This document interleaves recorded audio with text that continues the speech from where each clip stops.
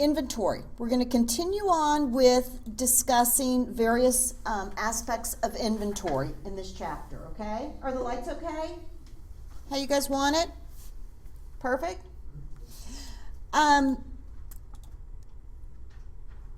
We're going to break down inventory into more aspects than what we're used to with a merchandising company. With a merchandising company, they purchase the goods already completed, and from that, then sell the goods. But we're going to now get a little more detailed in various types of inventory when there are manufacture of goods. You're going to deal with a lot of this in your second managerial accounting class. So this chapter will pretty much highlight or focus on just an overview of what you're going to deal with in the other class. So when we're dealing with merchandising companies, we really have one type of inventory, merchandise. But when we're dealing with manufacturing companies, we have a lot of various aspects of inventory. We start out, let's say we're going to build automobiles. We're going to have metal, we're going to have radios, we're going to have wheels, we're going to have, what all are we going to have that I don't even know? Paint. And we've got all these raw materials that will come together to make automobiles. And as the automobile's going through the process, as it's being performed, it gets taken out of raw materials, puts it into work in process as it's completing the automobile. And then once the automobile is done, it goes into another category called finished goods, okay? So what we're doing is, we're still talking about inventory, we're just taking it a little step further for a different type of company, okay? Physical inventory, remember we, in the last chapter we talked about perpetual methods and periodic methods. We still take physical inventory. Even if we have a perpetual method, we will still take a physical count of inventory at the end of the period, always. Why do we do it? We make sure it's accurate. Chances are it's not going to be. There's going to be waste that maybe wasn't accounted for. People, stuff walks off. What amount of inventory gets lost due to waste, shoplifting, or theft? Any of you guys who have worked in stores know it happens.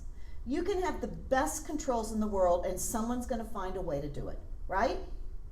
It's amazing how they can get creative. Even in the periodic system, you've got to know what's on hand so you know what you sold during the year. So either way, they're still going to take a physical count.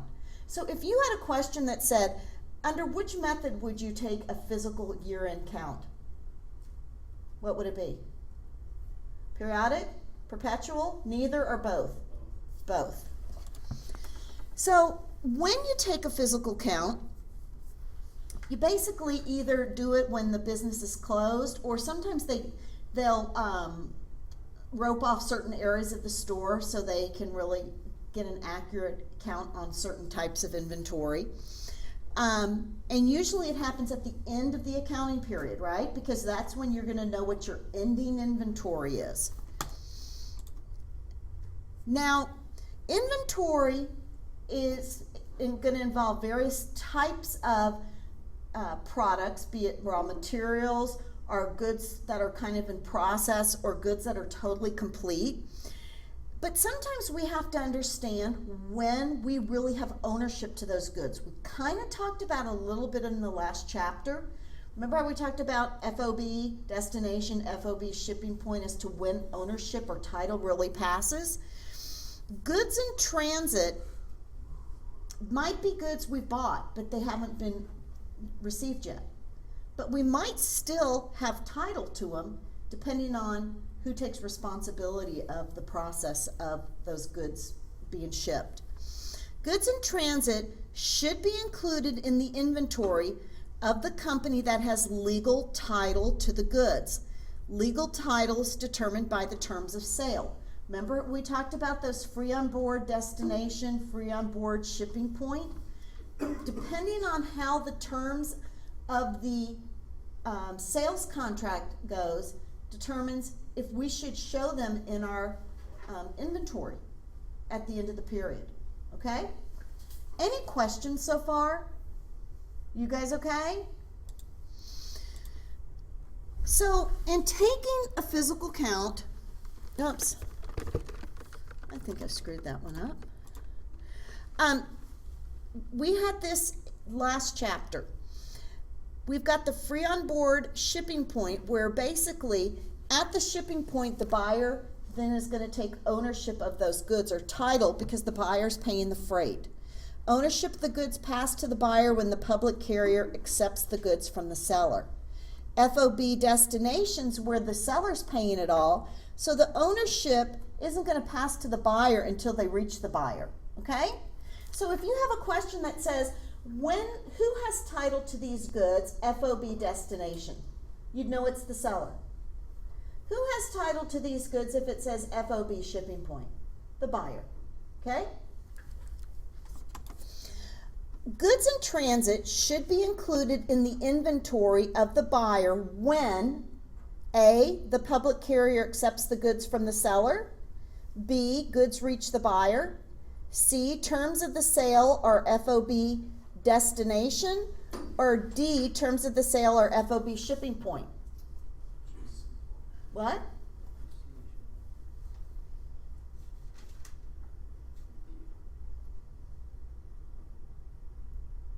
C. No, D. It's D. It's D. Are y'all guessing?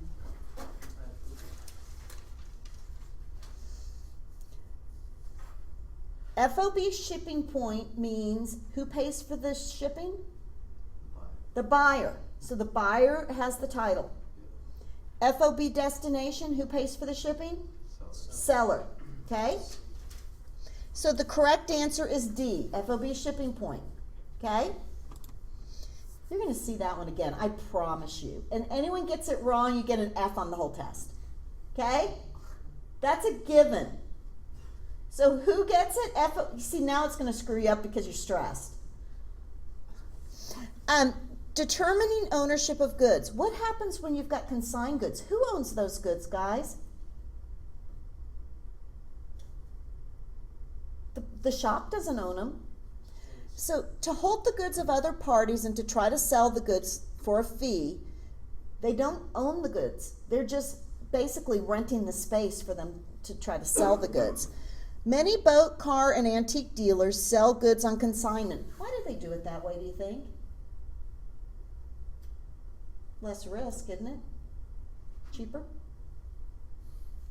I think it's kind of smart.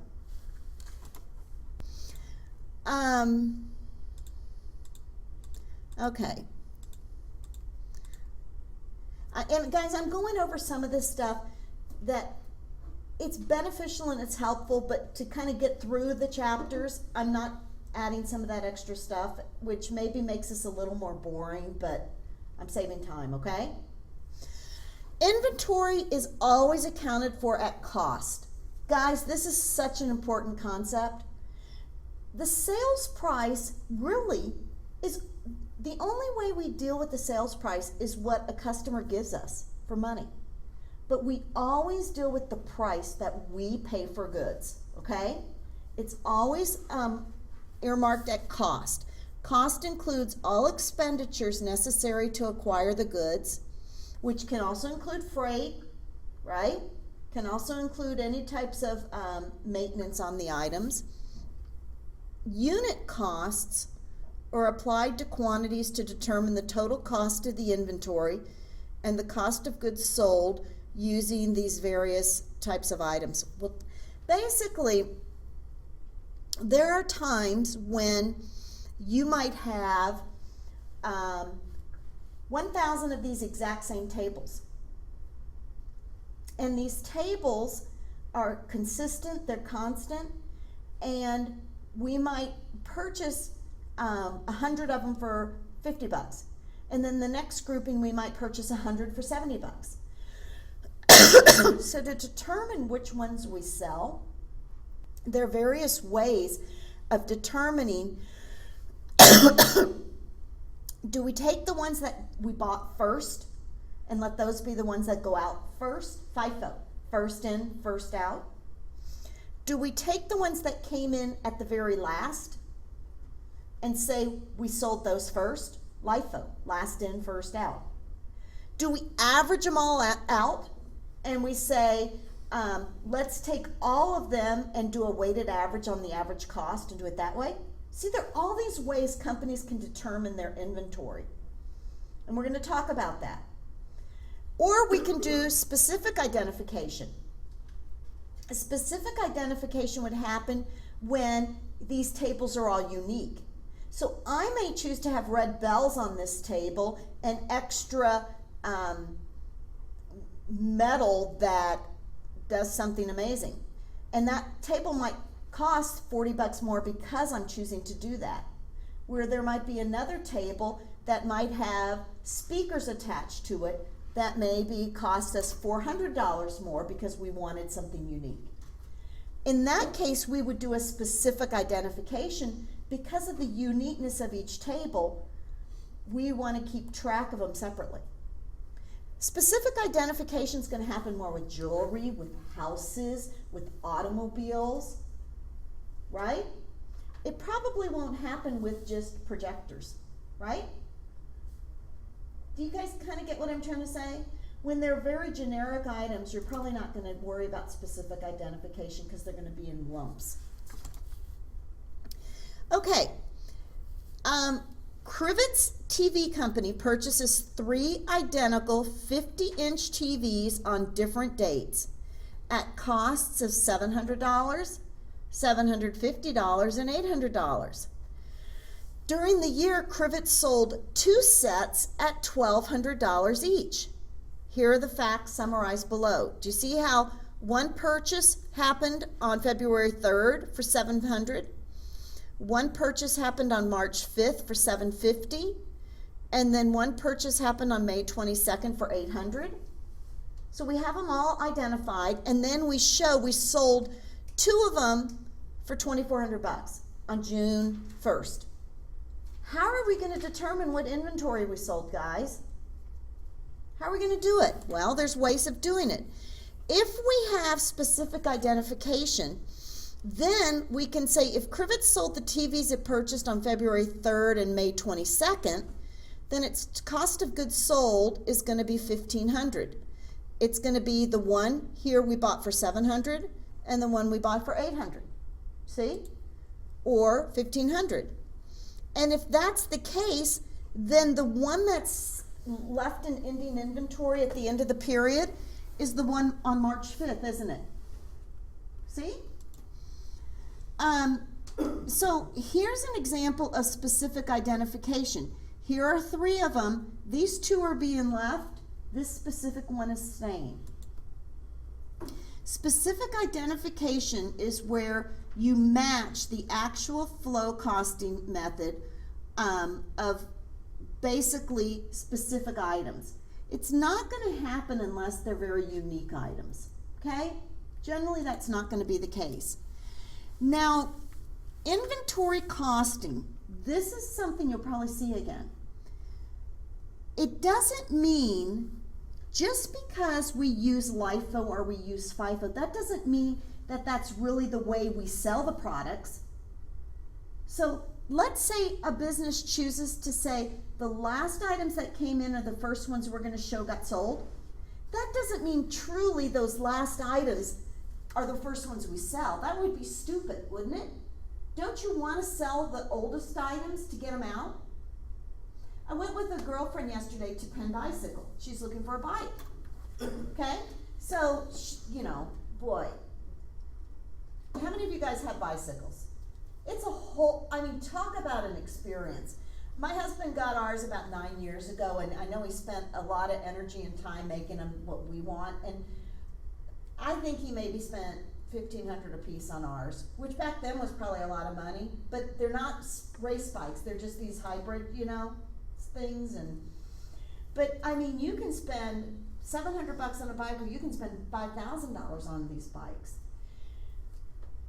But generally, last year's bike isn't going to be as worthwhile as this year's model. Do Do you know what I'm kind of getting at? So even if in their records they try to do LIFO, the last cost they purchased a bike for is the first one they want to say was sold. Realistically, don't they want to get the old models out sooner? Do you guys get what I'm talking about? Because they're not going to hold the value anymore.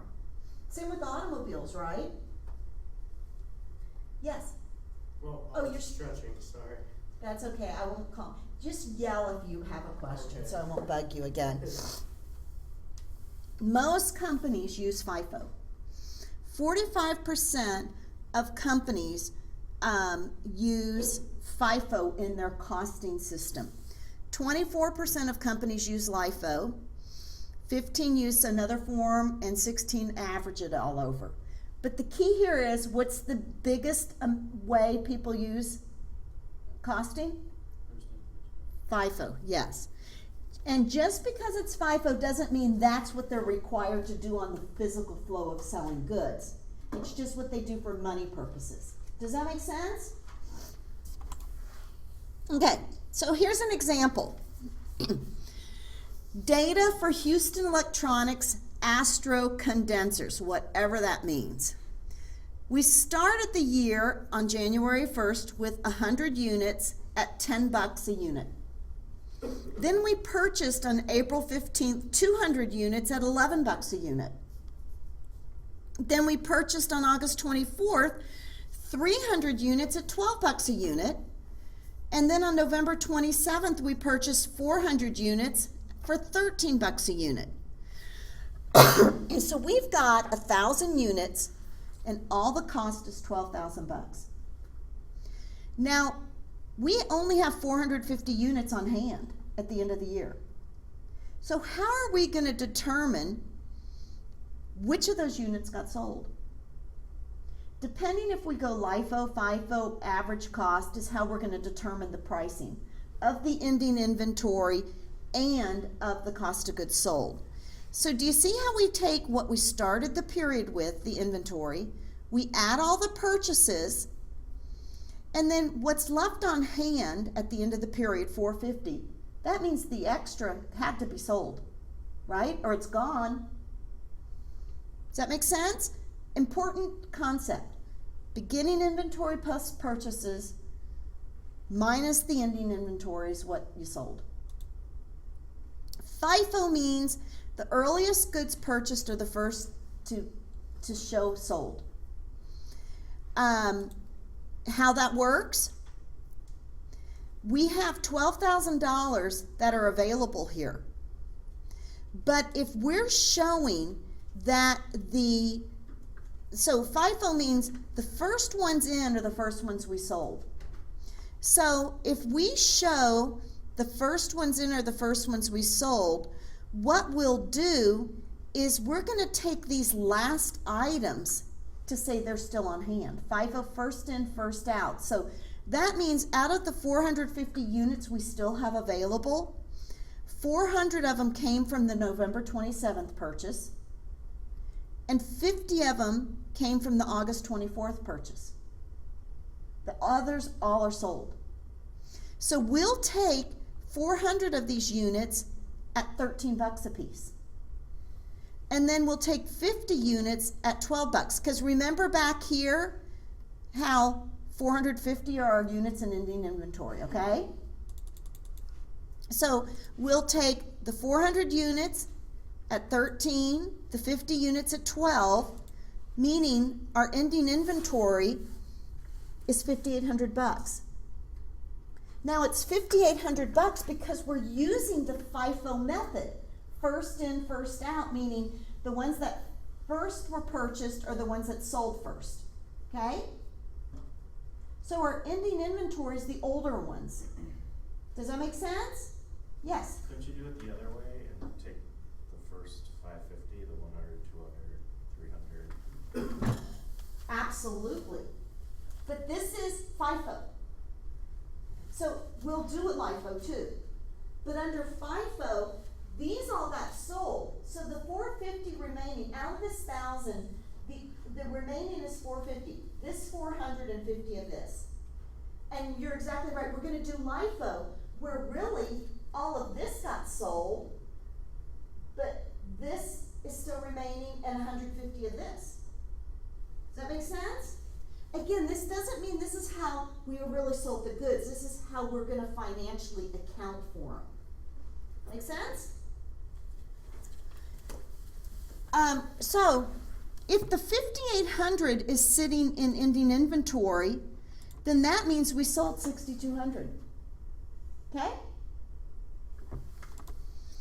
So, under first in, first out, this means we've got the 1,000, the 2,200, and the 3,000 all was sold, and these last ones are the ones that are still sitting in the warehouse. So this is a pictorial understanding of really, here are the items, the first ones in are the first ones that were sold, they went away in the truck, and the rest, the last ones, are sitting in the warehouse. Another way of thinking about the calculation of FIFO is LISH assumption. Last in is still here. Okay?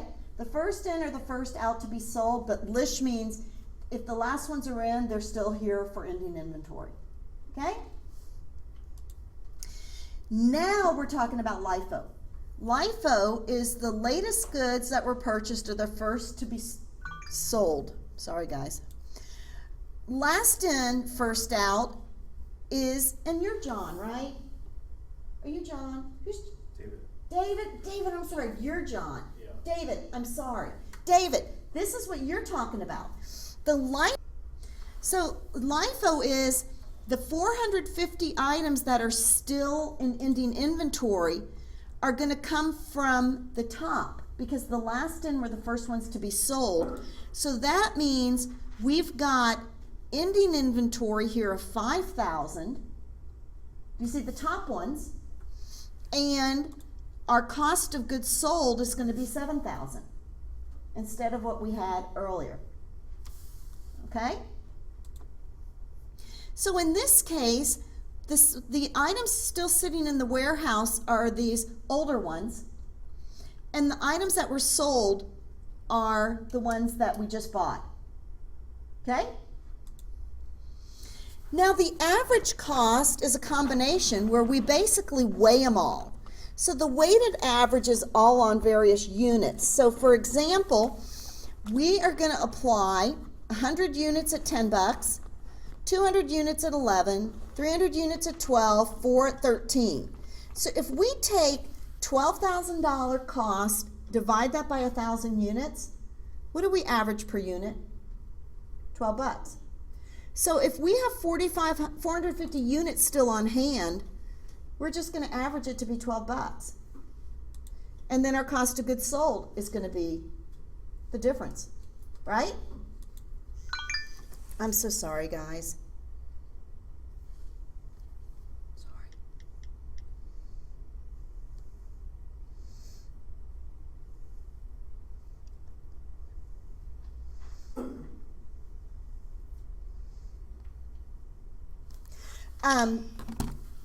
So in this case, we're averaging them all out.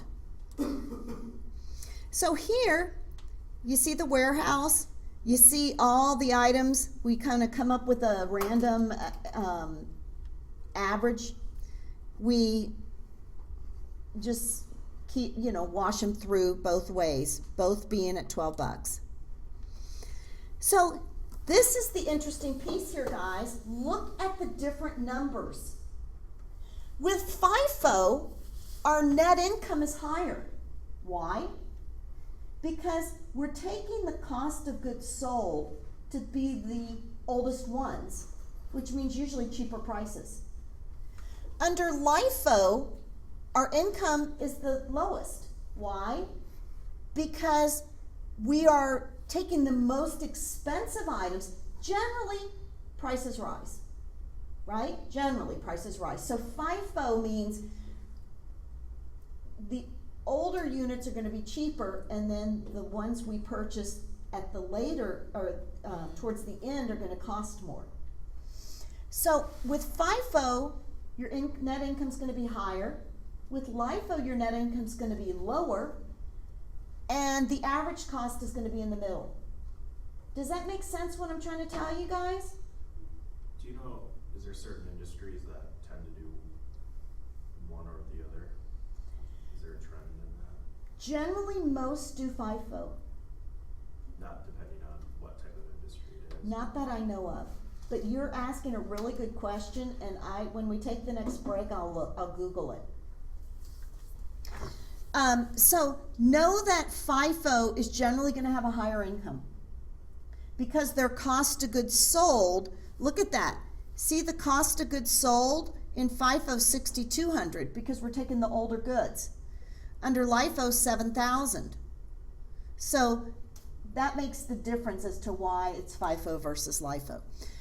The cost flow method that often parallels the actual physical flow of merchandise is A, FIFO, LIFO, average cost, or gross profit.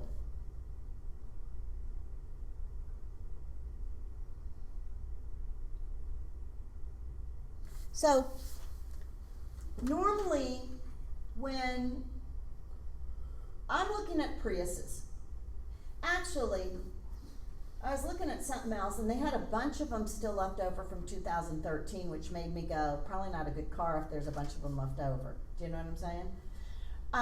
But usually, if you're going to get a 2013 versus the 2014, the 2013 is going to be cheaper, right? Because it's been sitting longer, right? So generally, you want those goods that have been sitting the longest to be the first ones you get rid of, right? So the natural flow of goods is what? The first ones that come in are the first ones that go where? Out. FIFO is the normal flow of goods, but just because it's a normal flow doesn't mean you have to do it that same way for accounting purposes. Okay? Yeah? Is it cooler if I keep the door open? Or does it matter? Yeah? I think it'll be cooler in the room. Okay, will you open it, please? Yeah. Thank you. So the answer is A. In a period of inflation, what's inflation mean? Do prices rise or go down? Rise. In a period of inflation, the cost flow method that results in the lowest income tax is FIFO, LIFO, average, or gross?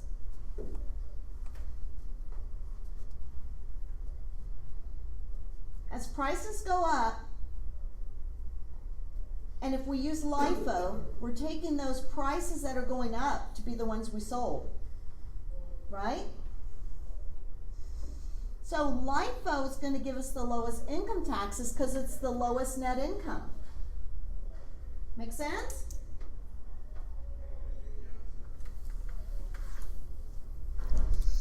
Okay.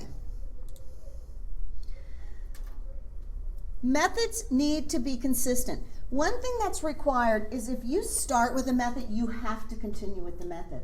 Why? Because your numbers are going to be all over the place. Consistency is important to be able to compare, right? Okay, lower of cost or market. Companies can write down inventory to its market value when prices decline. Market value equals replacement cost. So basically what we're saying here is, let's say, I'm trying to think of guy stuff. For example, makeup. Makeup always, you know, these makeup companies are smart because they're always changing the packaging. Okay? So let's say Lancome has the old packaging, and then new packaging comes out. Sometimes that old packaging doesn't, because it's the same product, but because of the old packaging, it might not have the value the new packaging has. So maybe they can't sell it for the price they want because it's been reduced. That's not a good example. What else can I think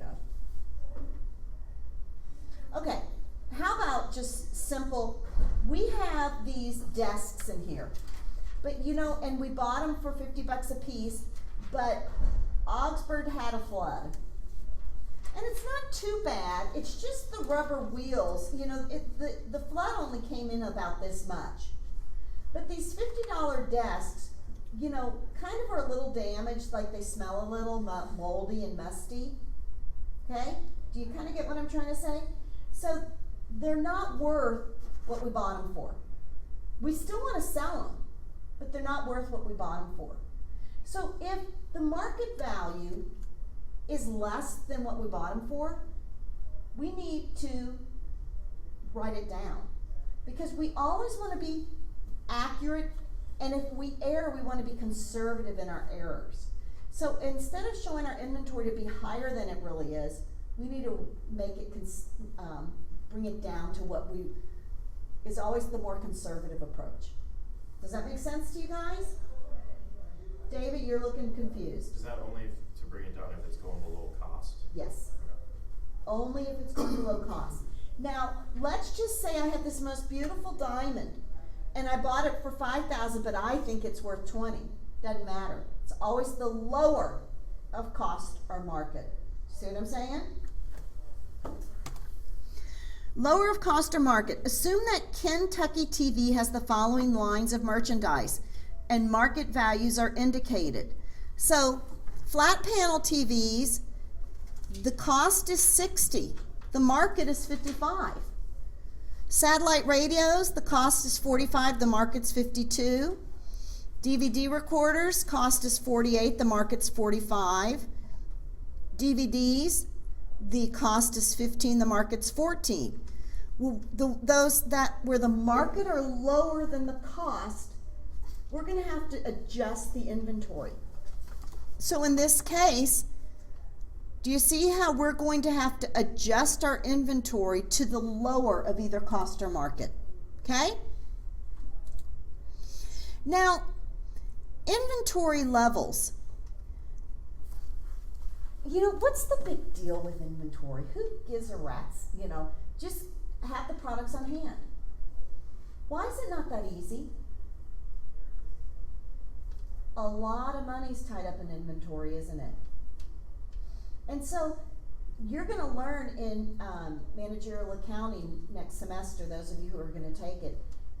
I mean, there are courses after courses just in managing inventory and how to determine various ways of just-in-time inventory. Toyota developed a process where they had great relationships with the various suppliers, so they got the inventory just when they needed it, just in time.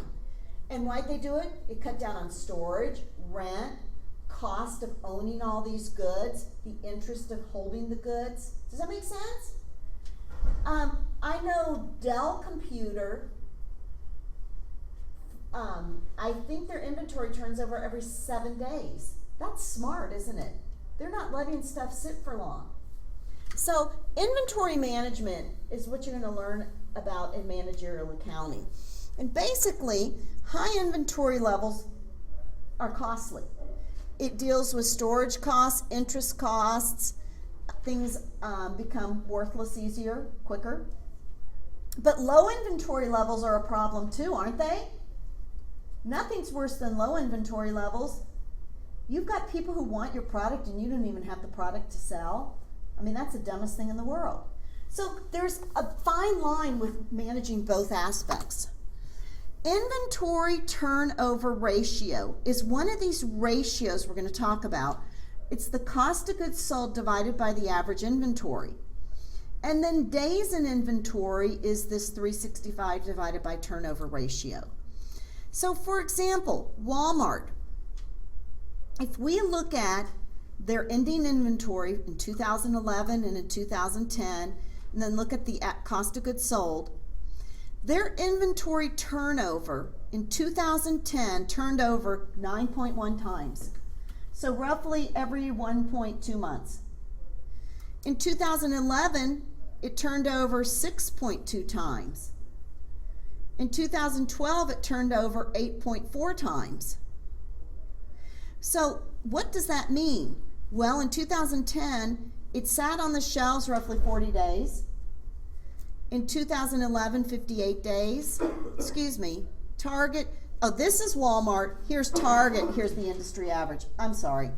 So Walmart, 9.1 times, Target was 6.2 times, and the average was 8.4. Here in 2010, number of days, 40 days, Target was 58 days, the industry average was 43. I mean, Walmart is a machine, isn't it? Okay, make sense? So, inventory turnover is how many times in a year it turns over. And the way we can calculate that, what that means in days, is the ratio days in inventory. You take the 365 days divided by how many times in a year. Okay?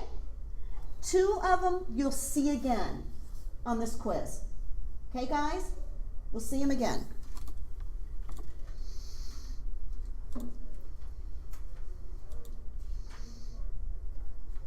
Okay. Let's go through some problems.